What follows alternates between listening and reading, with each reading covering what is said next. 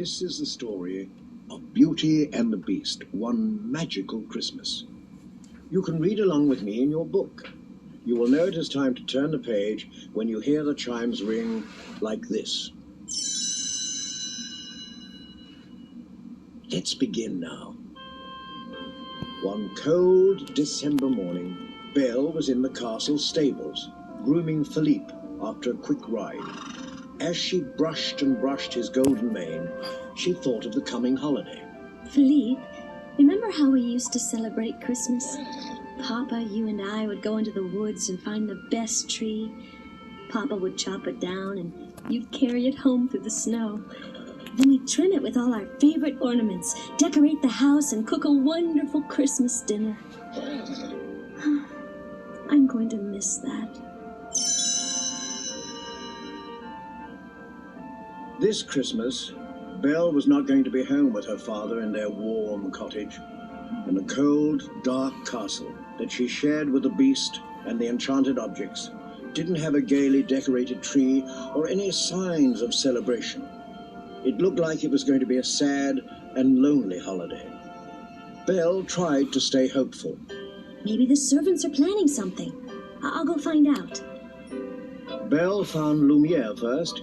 He was dancing with the feather duster on a tabletop. Lumiere, does anyone in the castle celebrate Christmas? The friendly candelabra quickly stopped dancing. Why no, Cherie, the master. He is against it. Oh, Lumiere, it's Christmas. I think we should celebrate. Sacre bleu, but the master's temper. I'm afraid it will never work. Belle was determined to bring the Christmas spirit to the castle. The first thing she wanted to do was bake Christmas cookies and fill the whole castle with wonderful smells. She came upon Mrs. Potts, the teapot, in the kitchen. Oh, I'm so glad you're here, Mrs. Potts. I need your help. It's time to get ready for Christmas, and there's so much to do. Mrs. Potts was surprised. Oh, my dear, that will never do. The master has forbidden any celebrating, especially at Christmas. Yes, I know. Belle was already looking through the cupboards. But this Christmas is going to be different. This Christmas, we're going to celebrate. Up in his room, the Beast heard laughter and chatter coming from downstairs. He came out into the hallway and saw Cogsworth, the mantel clock, hurrying by. Cogsworth, what's going on? Cogsworth had heard about Belle's plans, but he didn't want to tell the Beast that Christmas was coming to the castle this year.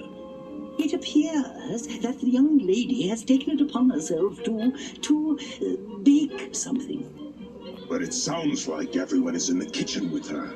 Ah, yes, that would seem a bit strange, wouldn't it? But the truth of the matter is, she likes the company, and everyone enjoys her company equally as much. If that will be all, Your Highness, I must be on my way. I'm in charge of decorating, cleaning the mantels. The Beast could tell something was going on. I wonder. The Beast crept down the stairs and followed the sounds of laughter to the kitchen. There was Belle, working with the servants.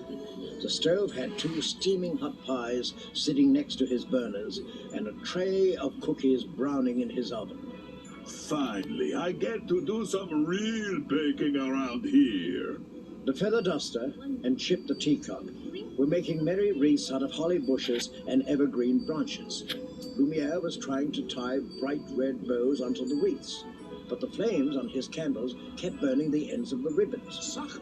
Mrs. Potts dashed madly around, trying to help everyone. As the Beast turned to go, he moaned sadly. The servants stopped what they were doing and looked at Belle. She paused only for a moment, then continued rolling out cookie dough. It's all right, everyone. Once the decorations are up and the cookies are baked, he'll come around. Even a beast can have the Christmas spirit. You'll see. The servants hoped Belle was right.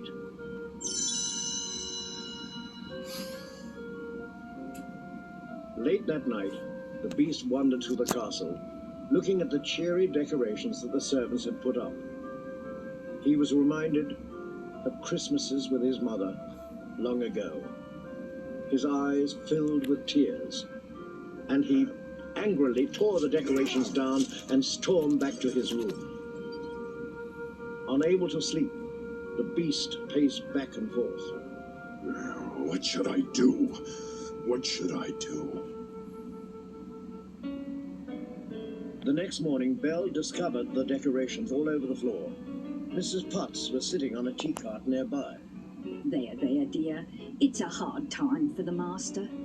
Well, maybe if I gave him something special, he'd understand that Christmas is a time for sharing.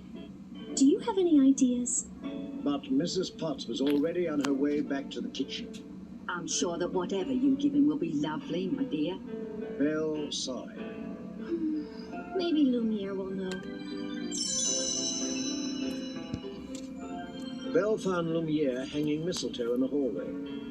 Lumiere, what could I give Beast for Christmas? Let me think. Perhaps a handsome new tie would be nice. Oh, that's a good idea. Thank you. Belle didn't want to seem rude, but she was thinking more of something that would show him the spirit of Christmas. This was going to take a lot more work than she thought. She left to find Cogsworth. Cogsworth was directing the servants as they decorated the library. Cogsworth, can you help me? I'm trying to think of a gift that would show Beast the true meaning of Christmas.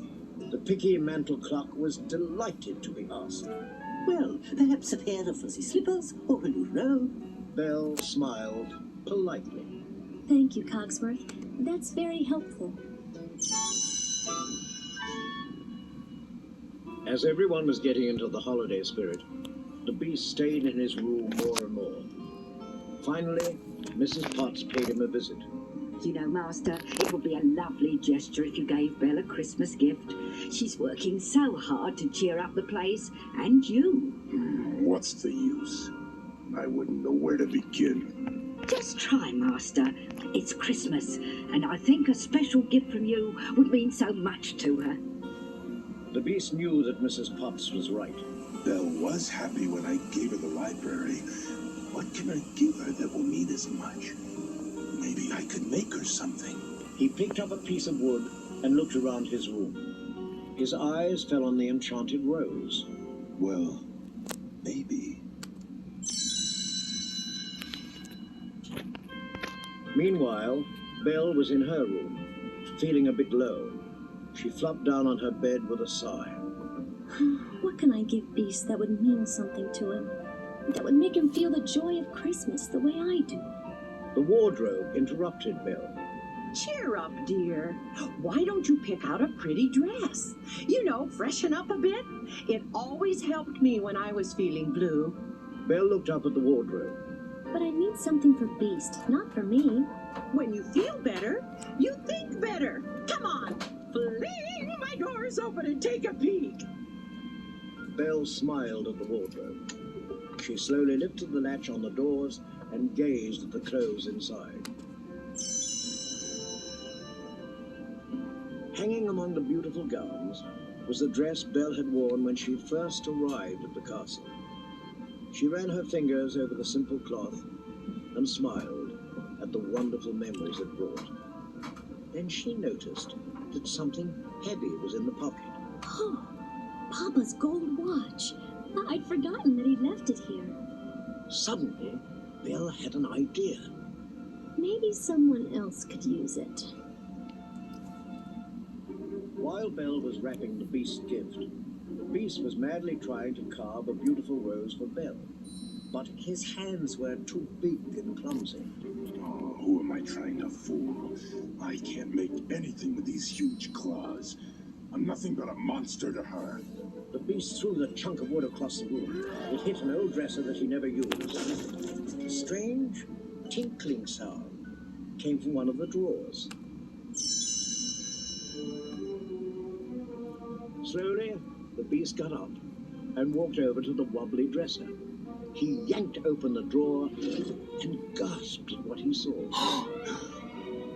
My mother's musical jewelry box.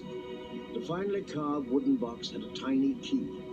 The beast could turn it only a little, but it was enough to hear the melody of his mother's favorite song. Thoughts of Belle's kindness warmed him, and he knew he had found the right gift for her. When Christmas Eve finally arrived, the castle had taken on Belle's warmth and cheeriness. There was a beautiful tree shining with candlelight and ornaments, and everyone looked forward to exchanging gifts, especially Belle.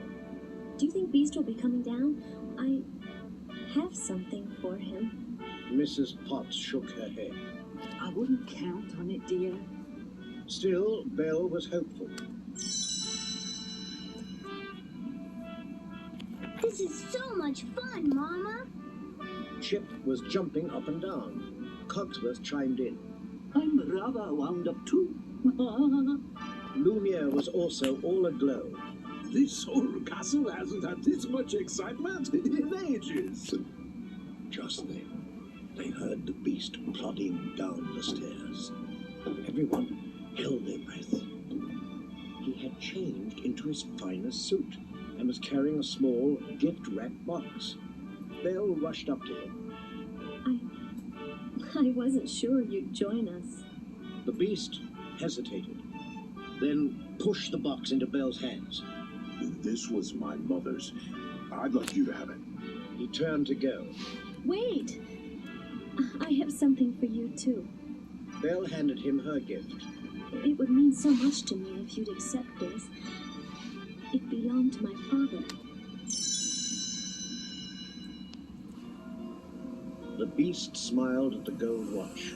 His mother's jewelry box would have been the perfect place to keep it. Belle was smiling too, thinking how handsome her father's watch would have looked in this beautiful jewelry box. Carefully, she wound the key, then set the box on the mantelpiece. I'll keep the box here, so we can enjoy it together. And the watch will stay inside the box when I'm not using it. Then you can see it too. Merry Christmas, Belle. Belle smiled warmly. And a very Merry Christmas to you, Beast.